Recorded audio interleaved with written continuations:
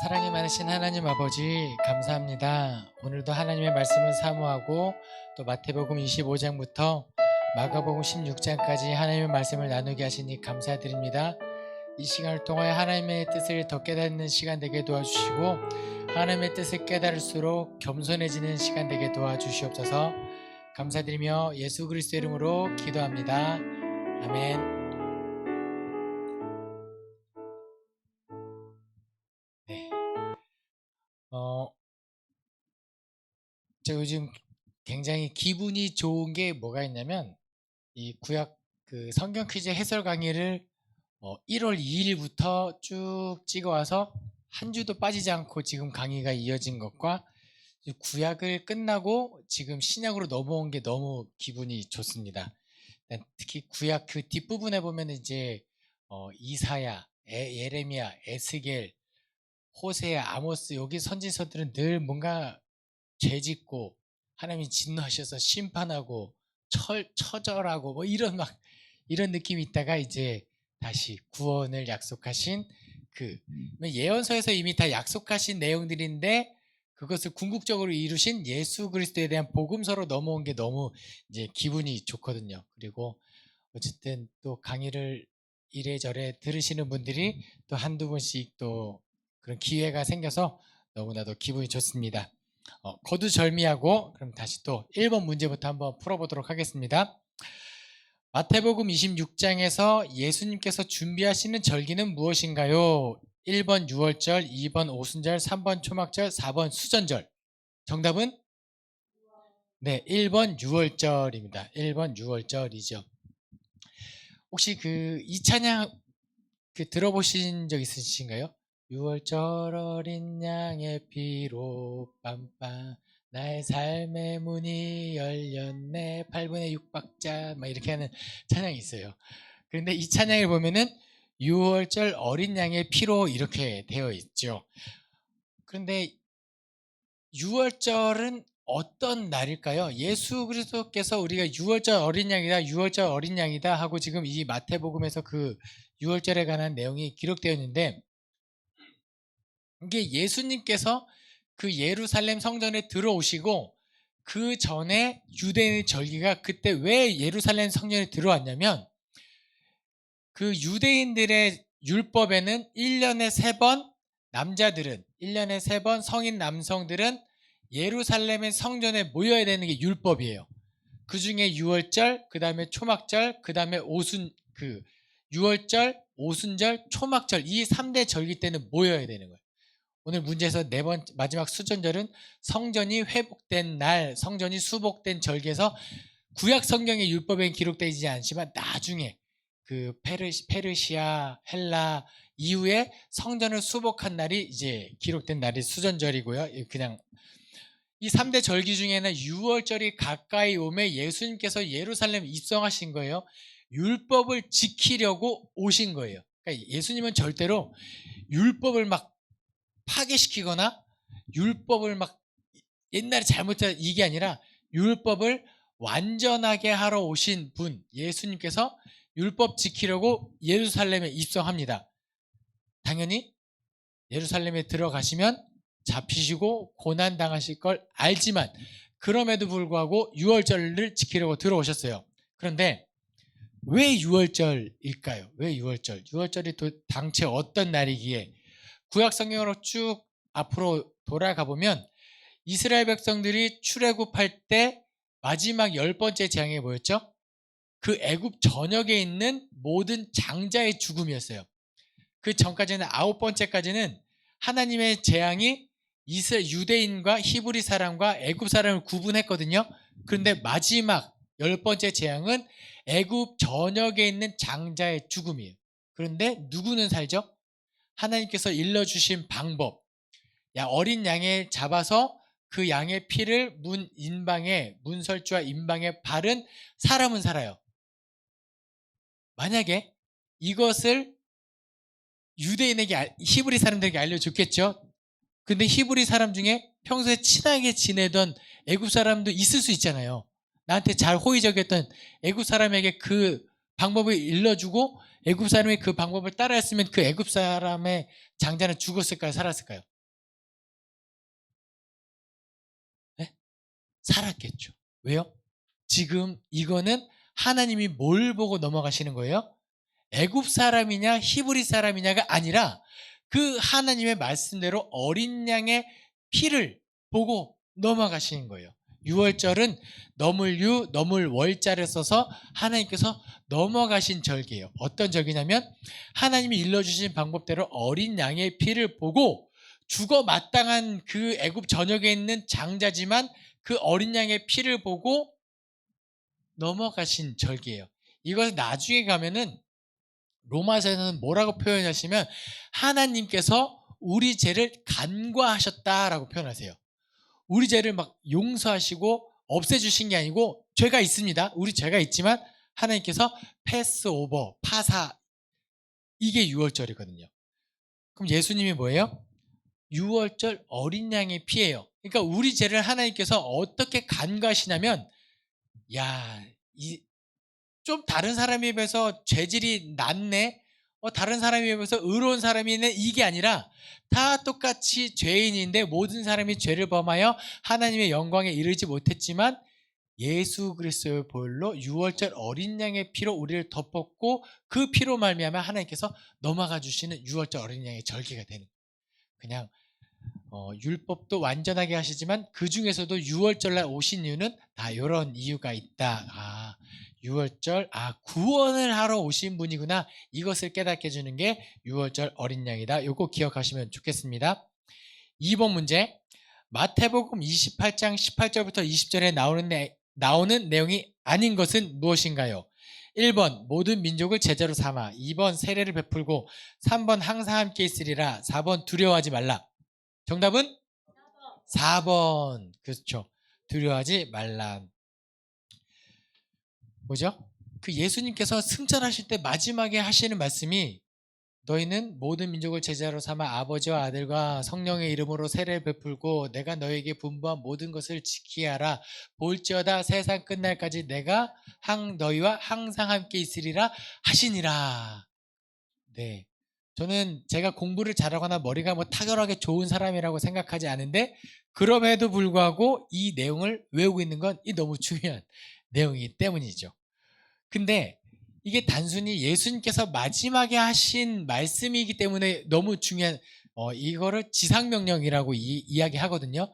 이게 지상명령은 땅의 땅지자의 가장 중요한 명령이라서 지상명령이라는 말을 하는데, 그 중에서도 이 마태복음 1장부터 28장까지 전체를 꿰뚫고 있는 메시지가 하나 있는데 그게 뭐냐면 임마누엘이에요.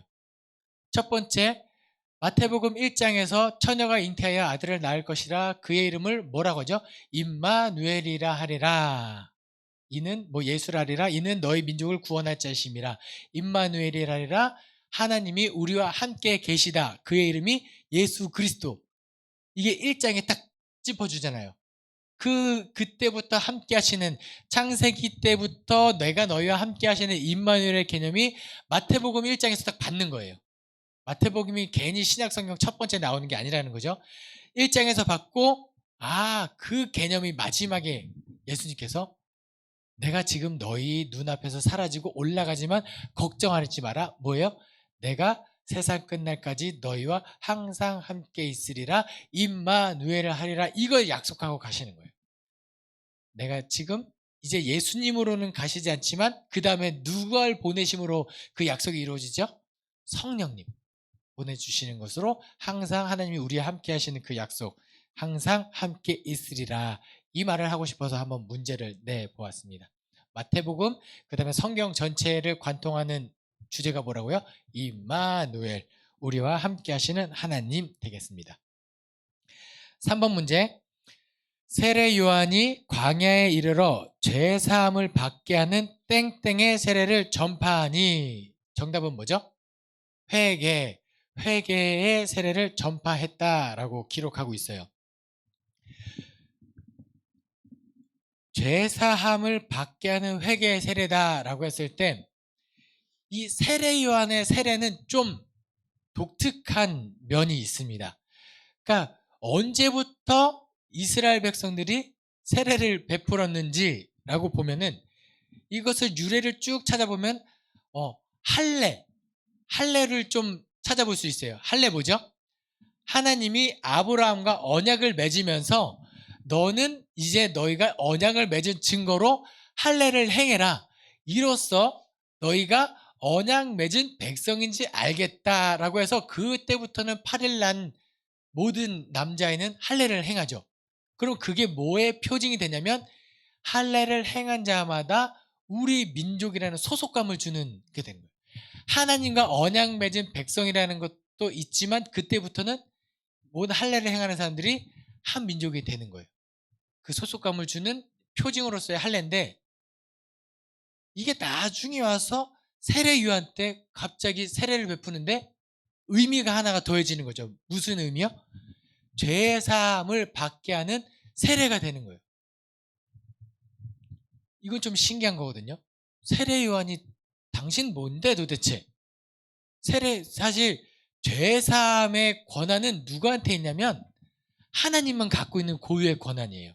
그래서 쭉 앞으로 또 창세기까지 가면 창세기 50장에서 형제들이 용서를 구해요. 아버지가 죽고 나서 이제 그동안에 옛날에 저지른 잘못이 생각나서 요셉에게 가서 무릎 꿇고 이제 우리를 형이라고 하지 말고 우리 당신의 종으로 삼아라라고 했는데 이러지 마십시오 형님들 하고 뭐라고 이야기하냐면 이러지 마십시오 내가 하나님을 대신하리까 라고 고백을 해요. 왜요? 요셉은 뭘 알고 있던 거죠? 용서의 주체 죄사함의 권한은 오직 하나님한테 있으니까 나한테 용서를 구하지 마십시오 이런 거예요. 예. 그런데 세례 요한이 네 뭔데? 세례 요한의 정체성은 뭐죠? 세례 요한이 맡은 사명이 뭐죠? 내 뒤에 오시는 이의 길을 닦는 사람이에요.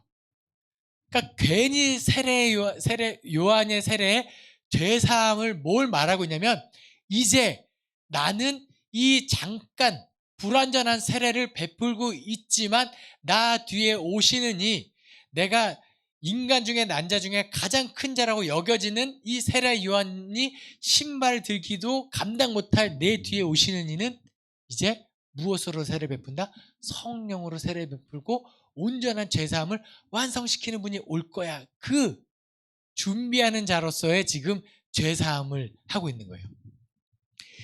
이게 지금 세례 요한이 하고 있는 행위가 그 당시 사람들에게는 충격적이었죠. 하지만 많은 사람들이 세례 요한의 세례를 받으려고 와요.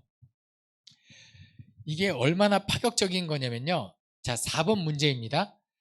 가버나움에서 중풍병자에게 이르시되 작은 자야 내 땡땡을 받았느니라. 예수님께서 선포한 뭐죠? 정답은? 죄사함을 받았느니라 라고 이야기해요. 이제 중풍병자 친구들이 예수님이 막 가르침을 하고 있는데 천장을 뚫고 자기 친구를 내려주죠. 네. 그때 예수님께서 뭐라고 말씀하세요? 나아라, 일어나라 이렇게 하지 않고 작은 자야 일어나라 내 죄사함을 받았느니라 이렇게 이야기를 해요. 그때 그 가버나움 집에서 함께 가르침을 받고 있던 서기관과 바리새인들이 분개를 합니다. 왜요? 성경 말씀을 계속 쭉 읽어보시면 거기 뭐라고 기록되어 있냐면 신성모독이다라고 이야기해요. 저 사람이 누군데 너가 누군데 감히 하나님의 그 고유의 권한 죄사함을 선포하냐는 거예요.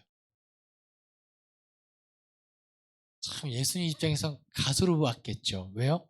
나 하나님이니까. 예, 하나님과 근본 동등됨을 취할 것으로 여기지 않고 내려왔다 뿐이지 하나님의 아들인 걸 너희가 못 알아볼 뿐이지 나 하나님이야 이런 거예요. 나 하나님인데 내가 죄사함의 권한을 그때 이야기하는. 예. 그런데 인간의 모습으로 오셨지만 이 죄사함에 대한 신성 모독죄와 나중에 성전 모독죄로 말미암아 유대인에게 분노를 사서 율법을 범하 이런 것 때문에 잡아 죽임을 당하게 되는 그런 아이러니한 것도 있지만 어쨌든 궁극적으로 하는 예수님께서 이 땅에 오신 것은 죄로부터 온전한 자유, 이것을 죄사함을 주기 위하러 오신 분. 그런데 죄사함의 권한은 오직 누구에게 있다? 하나님께만 있다는 거예요. 다시 좀 아까 3번 문제, 그럼 세례가 뭐냐? 아마 기억은 나지 않을 거예요. 그런데 우리가 세례를 언제 배웠냐면 세례교육 다 받으셨죠. 세례를 받으셨으니까 항존직이 되셨고 집사가 되셨고 뭐 하셨을 거예요. 근데 그때 세례를 이렇게 배웠을 거예요. 세례는 예수님의 죽음에 참여하는 예식이다. 그러니까 내가 죄 삭은 사망이기 때문에 무조건 죽어야 돼요. 그래서 원래는 옛날에는 요단강물에 물에 푹 들어갔다가 꺼내죠. 그건 뭐예요? 내가 이제 완전히 죽었다, 이 개념이에요. 그런데 나는 목숨이 하나밖에 없는데 죽으면 안 되잖아요. 제 목숨 너무 소중하니까 세례 예식은 예수 그리스도와 죽음에 연합하는 것. 내가 이제 나는 죽고 온전히 예수 그리스도로 살겠습니다. 죄사함에 구원에 합당한 삶을 살겠습니다라고 다짐하고 결단하는 게 오늘날 우리 그리스도인들에게 세례라는 거. 이것도 같이 기억하고 넘어갔으면 좋겠습니다. 5번 문제. 하나님께 드림이 되었다라는 말은 무엇인가요? 1번 에바다, 2번 에베네셀, 3번 고르반, 4번 달리다굼. 정답은 고르반이죠. 네, 3번 고르반이. 네, 너무 자신 있게 말씀하시니까 실수가 좀 터졌습니다. 하나님께 드림이 되었다라는 거예요. 지금 이제 마가복음으로 넘어왔잖아요. 마가복음에서 이제 몇 가지, 한 7가지인가 하나님 다 신약 성경이니까 헬라어로 기록되어 있거든요. 그 중에서도 히브리어 원어, 아람어로 쓰여진 단어가 몇 개 있어요. 왜냐하면 뭔가 예수님이 이야기하신 이야기의 현장성을 부여한, 그러니까 예수님이 진짜 하신 말이라는 그런 것도 좀 부여하기 위해서 몇 가지 아람어가 쓰이는데 그 중에 하나가 고르반이에요. 고르반! 뭐냐면 하나님께 드림이 되었다라는 히브리어, 아람어가 고르반이죠. 1번 에바다는 뭐냐면 눈, 귀 먼 사람을 고쳐주실 때 열리라 에바다, 그거는 열리다. 에베네셀은 신약 성경에 나오지 않고 저기 구약 성경 사무엘이 이스라엘 백성들 이겨가지고 여기까지 도우셨다, 도움의 돌 에베네셀. 마지막 달리다굼은 소녀여 일어나라, 달리다 쿰 일어나라 소녀여, 이렇게 되는 아람어인데요. 이 고르반을 예수님께서 왜 말씀하셨느냐? 마가복음 7장에 가면은 예수님의 제자들이 손을 씻지 않고 떡을 먹습니다. 요즘 시대에서는 있을 수 없는 일이죠. 그렇죠? 코로나 걸릴 짓이죠. 그래서 그런데 손을 씻지 않고 떡을 먹자 갑자기 서기관들과 바리새인들이 득달같이 달려들면서 뭐라고 했냐면, 어찌하여 당신들의 제자들은 손을 씻지 않고 먹습니까? 왜 당신의 제자들은 장로들의 전통을 지키지 않습니까? 라고 이렇게 따져요. 이것도 굉장히 중요하거든요. 이거 있잖아요. 예수님이 떡밥을 던졌는데 서기관과 바리새인들이 물은 거예요. 그래, 내가 제자들 손 안 씻는 거 두면 니들이 그 말 할 줄 알았어. 뭐냐면 이게 약간의 상징행위거든요. 상징행위를 이제 바리새인과 서기관이 물은 거예요. 뭐냐면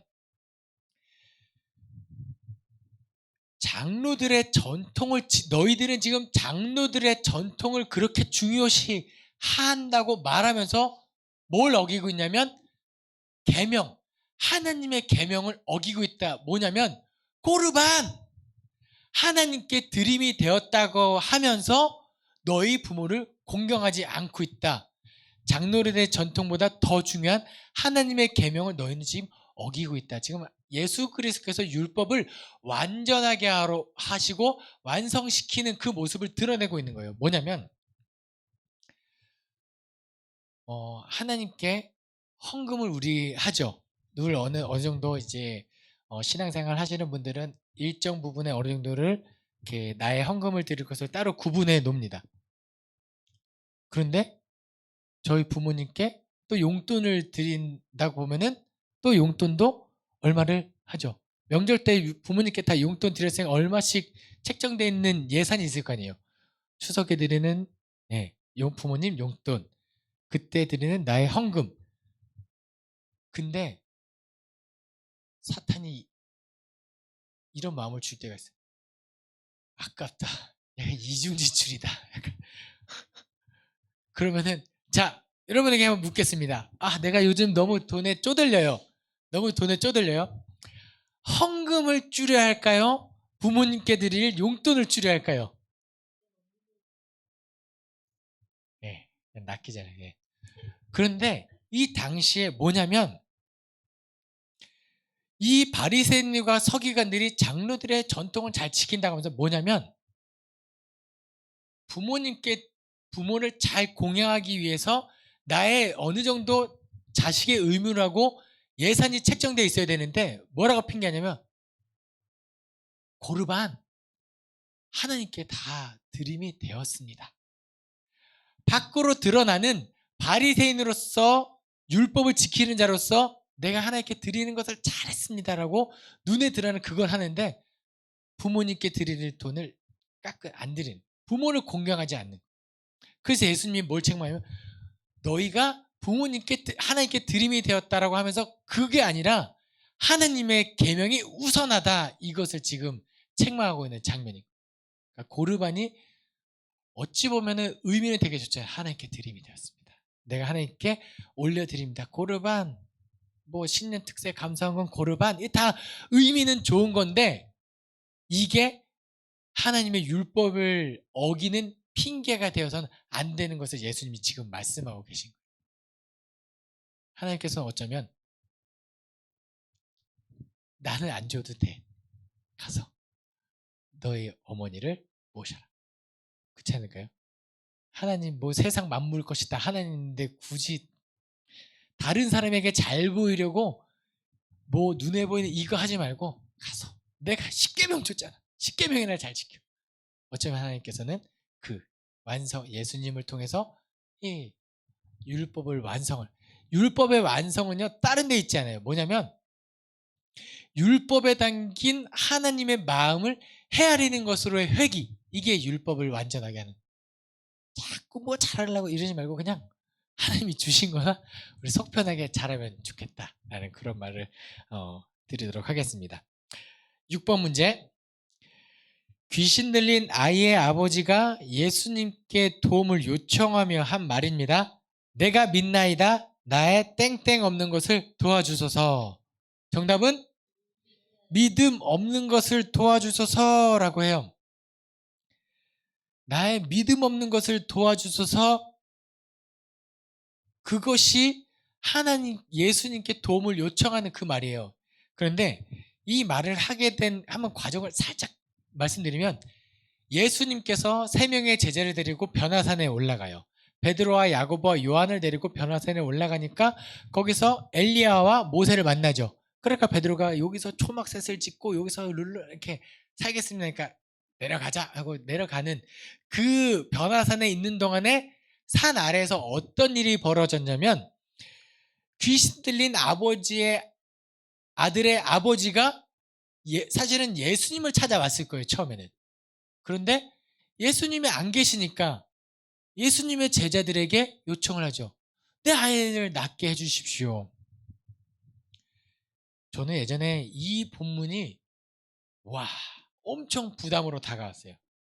왜 부담으로 다가왔냐면 세상 사람들이 우리 그리스도인에게 어떤 기준을 가지고 바라볼까? 우리가 그 기준에 합당하지 않으니까 우리가 욕을 먹고 우리 때문에 하나님의 이름에 모독을 당하는데, 그럼 도대체 얼마나 높은 기준으로 우리를 바라볼까라고 했을 때 이 본문이 저에게 굉장한 부담으로 다가왔어요. 왜냐하면 예수님의 부재 시에 사람들은 그의 제자들에게 어떤 모습을 요구하면 그리스도 자체를 요구해요. 예수님이 변화산에 위에 없으니까 제자리에 들어가서 예수님이 하신 것처럼 우리 아이를 낫게 해주십시오. 오늘날 세상 사람들이 그리스도인을 보고 어떤 수준을 요구하냐면 그리스도를 요구하는 그 기준에 다 하지 못하니까 욕먹는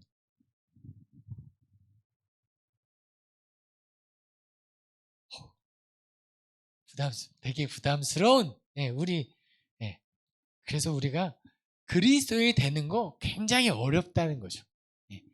예수님 믿고 교회 성도가 되고 교회 가는 건 어렵지 않아요. 근데 예수님 믿고 구원받은 합당한 그리스도인으로 비로소 그리스도인 되는 건 좀 어렵다는 거.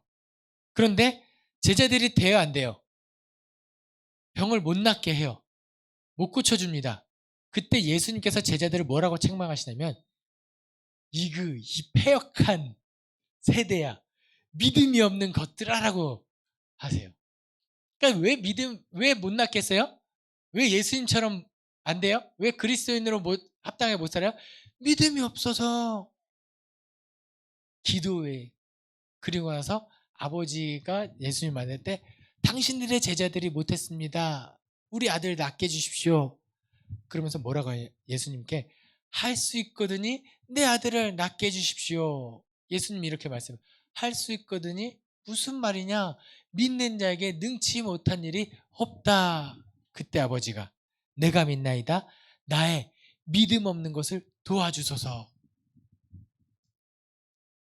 이 고백이 자기 아들을 낫게 한 거죠. 뒤에 가면 쭉 가면은 이제 끝이에요. 예수님의 제자들이 예수님 우리는 왜 못했습니까? 기도 외에는 이런 류가 나타나지 못할 것이다. 그러니까 뭐냐면 기도는요, 궁극적으로 기도는 뭐냐면 내가 죽는 거예요. 나의 믿음 없음을 예수님께 고백하는 게 기도예요. 하나님 돈 많이 벌게 해주세요. 이 기도. 하나님 호의오시기.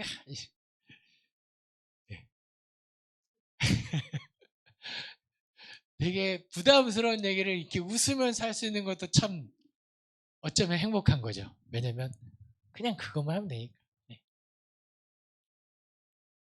제가 이 성경 퀴즈 해설을 준비하면서 나중에 언젠가 한번 교회에서는 이 본문을 가지고 저는 설교를 할 겁니다. 그런데 중요한 것보다 믿음 없는 것을 나의 믿음 없는 존재를 하나님 앞에 나의 정체성을 있는 그대로 아뢰는 것, 그것이 기도라는 것도 한번 나눠보았습니다. 7번 문제. 디메오의 아들인 맹인 거지의 이름은 무엇인가요? 정답은 바디메오입니다. 그죠? 이 사람 이름 잘 들었죠? 예수님이 말씀하시니 바디메오가 눈을 떴다네 짠! 뭐 이렇게 하죠. 그쵸? 바디메오. 약간 좀 이렇게 바디메오 다른 의미가 있는 건 아니고요. 요거 성경 읽으시면서 그냥 소소한 팁인데요. 바는 누구누구의 아들이란 뜻이에요. 그래서 디메오의 아들 바디메오 되는 거예요. 디메오라는 사람 이름에 바를 붙이면 바디메오가 되는 거예요. 그러니까 제 아들 이름은 유겸인데 바영호 하면은 영호의 아들 유겸이가 되는 거예요. 그러니까 성경에 이런 게 좀 더 있죠. 뭐냐면 예수님이 그 시몬 베드로를 이야기하면서 바요나 시모나라고 이야기하잖아요. 그럼 요나의 아들 시모나가 되는 거예요. 그런데 바요나 시모나 요한의 아들 시모나라고 해요. 아버지 이름은 요한인데 왜 요나의 아들이라고 했을까요? 이건 성경 기록에서 착오가 있었을 거다. 다른 의미는 어쨌든 시몬 베드로의 아버지의 성함은 요한 아니면 요나인 거예요. 그러니까 시몬 베드로에게 바요나 시모나 요한의 아들 시모나라고 되는 거예요. 또 하나 성경에서 사도행전 쭉 넘어가면 굉장히 중요한 사람 중에 바나바라는 사람이 있어요. 근데 바나바는 사실 별명이에요. 본명은 요셉이에요. 그럼 바나바는 뭔데? 바나바의 뜻은 위로의 아들이래요. 아들. 그러니까 아들, 나바는 위로. 그러니까 위로의 아들 바나바가 되는 거예요. 그러니까 바나바의 사역을 사도행전 쭉 보시면 얼마나 많은 사람을 세우고 그 밭을 팔아서 먼저 교회에 다 내놓는 사람. 이 바나바. 그것을 보고 아나니아와 삽비라가 좀 숨기다가 죽는 그런, 예. 그 사도 바울을 보증했던 사람 바나바. 위로의 아들. 사람 세우는 사역을 했던 사람 바나바가 되는 위로의 아들. 그럼 나나의 아들 바나나가 되는 거죠. 그렇죠. 네. 네. 네. 소속의 바나바. 땡땡. 이게 누구누구의 아들이라는 것도 기억하시면 좋겠습니다. 8번 문제. 찬송하리로다 오는 우리 조상 다윗의 나라여 가장 높은 곳에서 땡땡 하더라. 정답은 뭐죠? 호산나. 그렇죠. 예수님께서 예루살렘에 입성하실 때 사람들이 종려나무 가지를 흔들고 자신의 옷을 깔고 외치면서 뭐라고 해요? 호산나라고 하는데 이 호산나도 히브리 말이에요. 호시아나를 그대로 음을 적은 게 호산나예요. 호시아나. 네, 호시아나, 호산나. 뜻은 우리가 당신께 구하오니 우리를 구원하소서 이 뜻이에요. 네. 네, 얼마나 열광적으로 그리고 사람들이 그 예루살렘 입성할 때 유대인의 절기니까 얼마나 많은 사람들이 모였겠어요.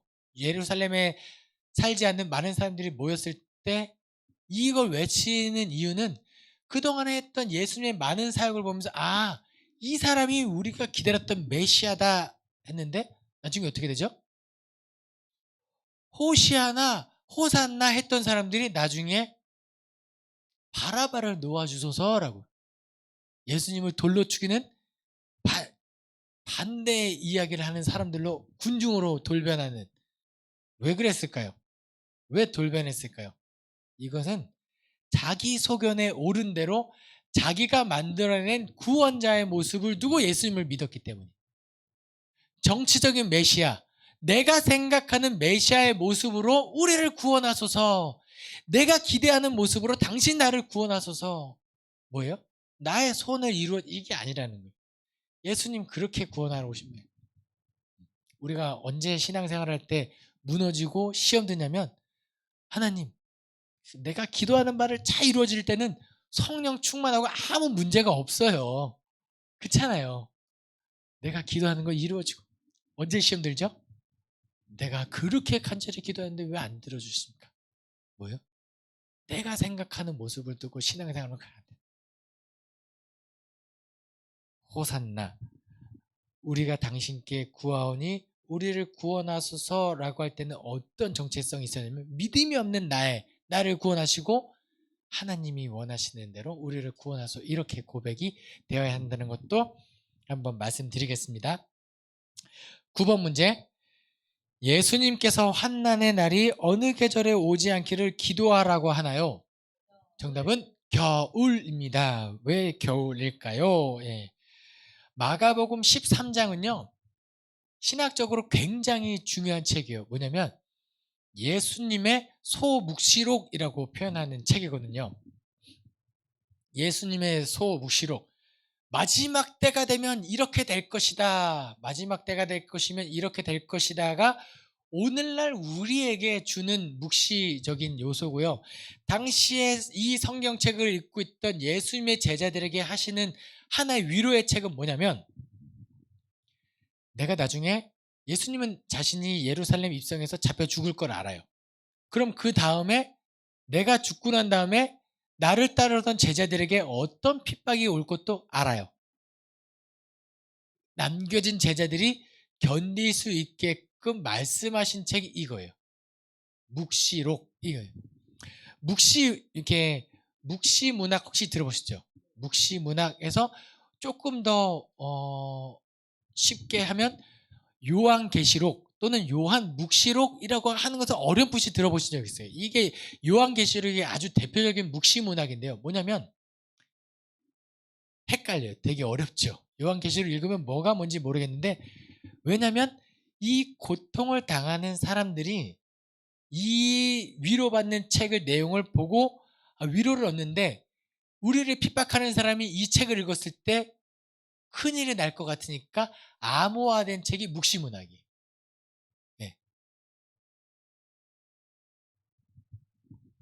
그러니까 666이 우리는 네로라고 이제 해석을 해요. 666이 네로입니다. 네로를 정확하게 의미해요. 바코드 아니에요. 이런 넘어가시면 바코드 아니고요. 무슨 칩 아니고 짐승의 수 다 아니에요. 그냥 네로. 네, 왜 네로냐면 그 요한계시록에 쓰여질 당시에 그 유대인들이 핍박했던 많은 로마 사람이 있는데, 우리를 너무 핍박한 사람이 로마 그 네로 황제 같은 사람이라는 거예요.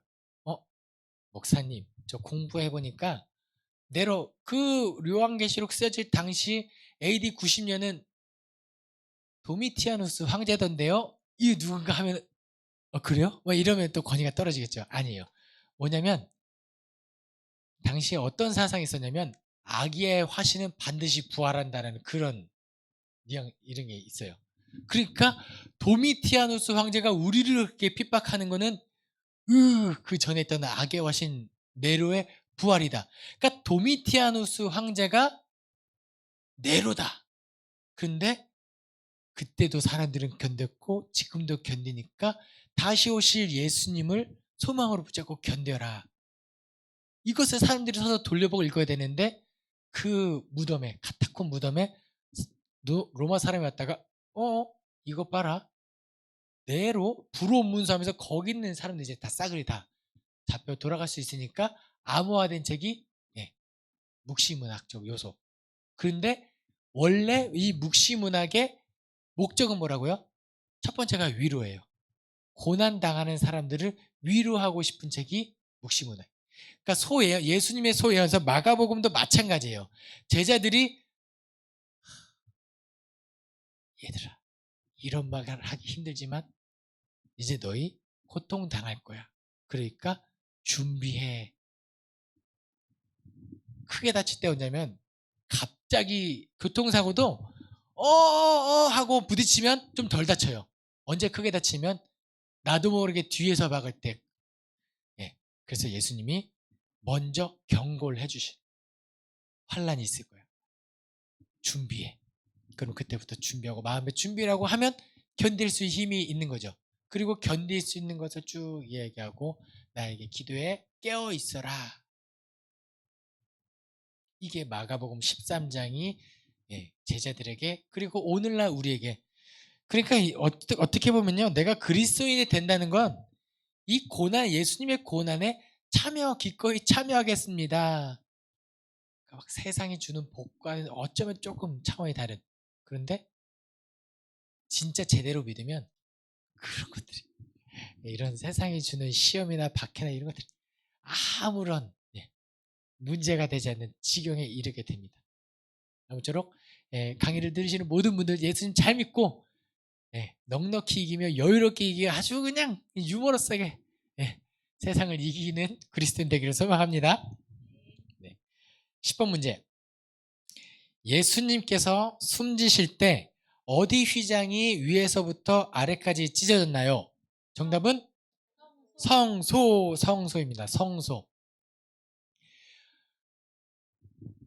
이렇게 눈에 잘 그려질지 모르겠는데요. 성소와 지성소, 옛날 모세가 시내에서 받은 대로 하나님께서 일러주신 대로 하나님이 거하시는 처소로서의 성소가 천막이 이렇게 텐트가 쳐지죠. 그런데 그 쳐진 텐트를 또 나누는 게 성소와 지성소예요. 지성소는 아무나 들어갈 수 없고 누구만 들어갈 수 있냐면 제사장 중에서도 대제사장. 레위기 16장에 1년에 단 한 번 대제사장이 온 이스라엘의 회중의 죄를 속죄하기 위하여 들어가는 날, 대속죄일, 이때만 들어갈 수 있는 곳이 지성소예요. 왜 이렇게까지 열띤 이야기를 할까요? 잘 들으세요.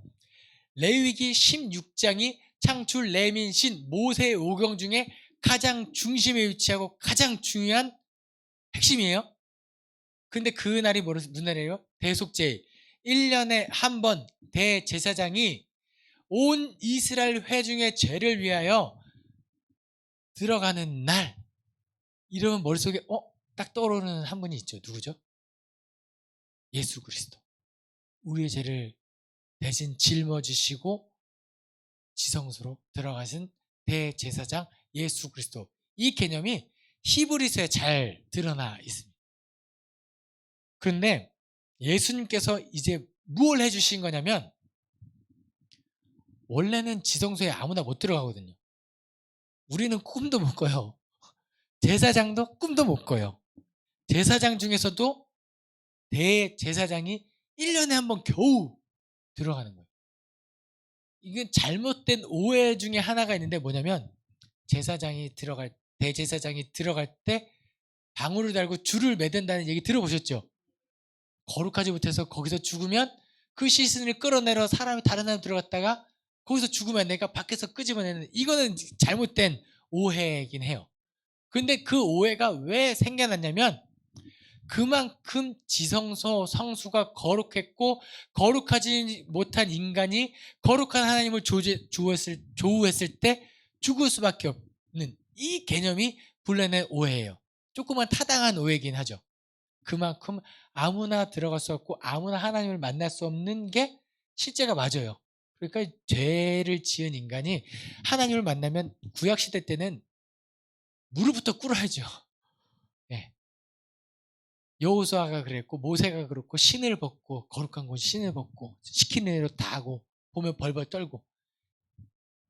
오늘날 우리에게 있는 천사의 이미지는 샤방샤방한 애기가 머리에 엔젤링 있고 천사. 구약시대는 꿈도 못 꾸거든요. 네. 칼을 차고 보면 일단 다 죽임을 당하니까 천사를 본 사람들이 많이 없어요. 왜요? 보자마자 다 죽으니까. 네. 기록된 사람이 몇 명 없습니다. 하나님의. 그런데 하나님과 임마누엘이라는 게 그렇게 힘든 건데, 그것을 누가, 하나님과 우리 인간 사이에 죄로 인해서 막혔던 그 벽을 누가 허무신 거예요? 예수 그리스도.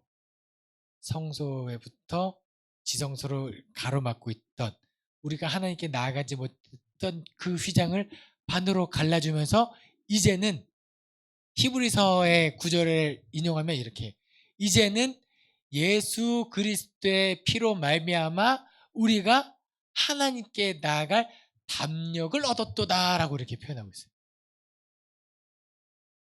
원래는 구약시대 때는 하나님께 나아가면 죽어, 너가 먼저 들어가봐, 나는 담이 작아서 못 가겠어, 이거였는데, 이제는 예수 그리스도의 보혈로 말미암아 이제 하나님께 우리가, 옛날에는 오매불망 하나님이 찾아오시는 임마누엘 하시기를 기다리던 신앙 종교에서, 이제는 우리가 예수 그리스도의 보혈을 힘입어 하나님께 적극적으로 나아갈 수 있는 시대가 지금 신약 성령 시대, 교회 시대.